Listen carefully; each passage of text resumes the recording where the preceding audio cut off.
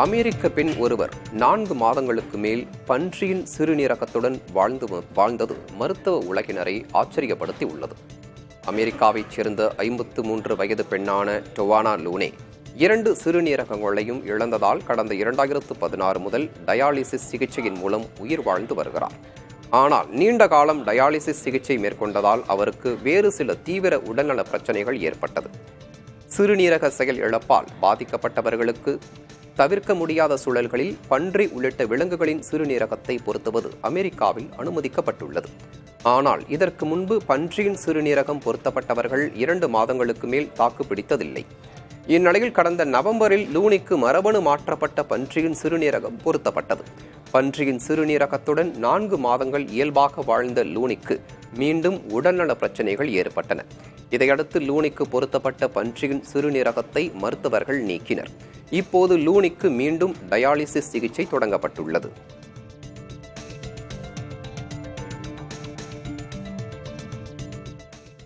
நயினார் நாகேந்திரனின் தலைமையில் தமிழக பாஜக மேலும் வளர்ச்சியடையும் என்று நடிகையும் அக்கட்சியின் பிரமுகரான நமிதா புதிய தலைமுறையிடம் தெரிவித்துள்ளார்.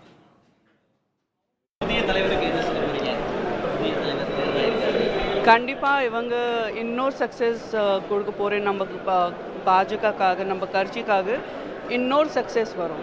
அதுதான் எனக்கு நம்பிக்கை இருக்கு. பெயரில் என்ன இருக்கு என்பார்கள், ஆனால் பெயரில் தான் அனைத்தும் இருக்கிறது. பெயரை கொண்டு அனைத்தையும் அளந்துவிடும் சமூகம் இது. இதனால் தங்கள் ஊரின் பெயரை மாற்ற வேண்டும் என்ற கோரிக்கையுடன் இருக்கிறார்கள் மதுரை மாவட்டத்தைச் சேர்ந்த ஒரு கிராம மக்கள்.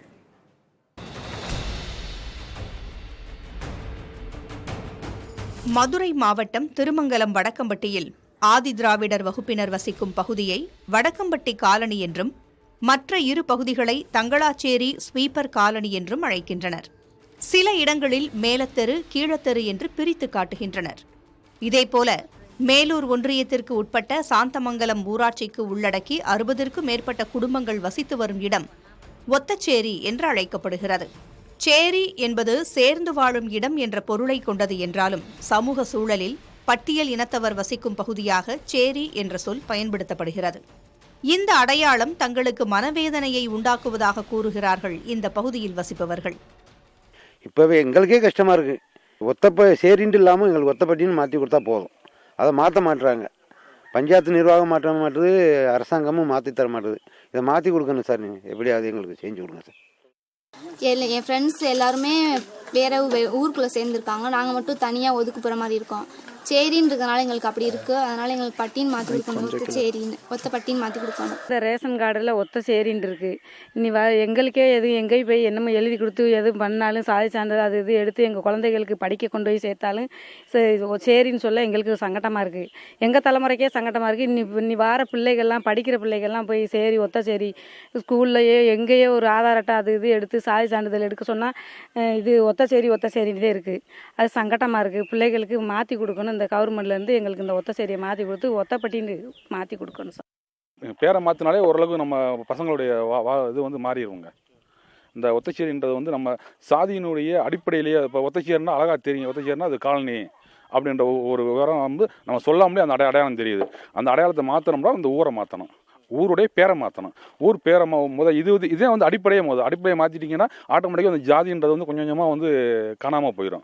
நீங்கள் இந்த பேர்லேயே இன்னமும் அந்த அந்த ஜாதி பேரை அந்த ஜாதியை சுட்டி காட்டுற மாதிரி பேர் வச்சுக்கிட்டு அந்த ஒத்தச்சேரி காலனி அப்படி இப்படின்னு சொல்லிட்டு அந்த பின்னணிக்கே இன்னமும் நம்ம போய்கிட்டே இருக்கோம். பெயர் மாற்றம் என்பது வெறும் வார்த்தை மாற்றமல்ல, அது அந்த சமூகத்தின் அடையாளத்தை மாற்றும் முயற்சி. பட்டியல் இனத்தவர் வசிக்கும் பகுதியை காலனி, குப்பம், சேரி என்று அழைப்பது ஒரு தனிமைப்படுத்தல், ஒடுக்குமுறை, சமூக மறுப்பு போன்றவற்றின் நிழலை ஏந்தி கொண்டிருப்பதாக உணர்கின்றனர். இத்தகைய மனவேதனையிலிருந்து விடுபடவே அவர்கள் இந்த மாற்றத்தை கோருகிறார்கள். இதுகுறித்து மதுரை மாவட்ட ஆட்சியர் சங்கீதாவை தொடர்பு கொண்டு கேட்டபோது அரசாங்க ஆவண பதிவேட்டில் இந்த கிராமத்தின் பெயர் என்னவாக இருக்கிறது என்பது குறித்து விசாரிக்கப்படும் என்று தெரிவித்தார். மேலும் பெயர் மாற்றம் செய்ய விருப்பப்பட்டால் மாவட்ட நிர்வாகத்திடம் முறையாக மனு கொடுத்தால் பெயர் மாற்றம் செய்து தர நடவடிக்கை மேற்கொள்ளப்படும் என்று உறுதியளித்தார். புதிய தலைமுறைக்காக ஒளிப்பதிவாளர் லக்ஷ்மணனுடன் செய்தியாளர் Prasanna Venkatesh.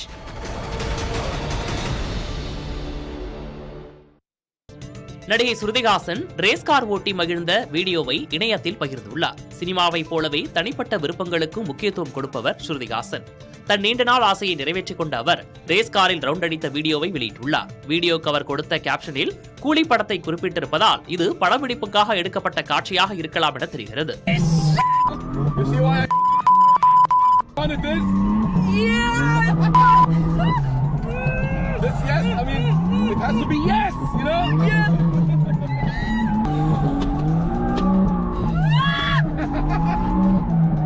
Let's go for more, huh?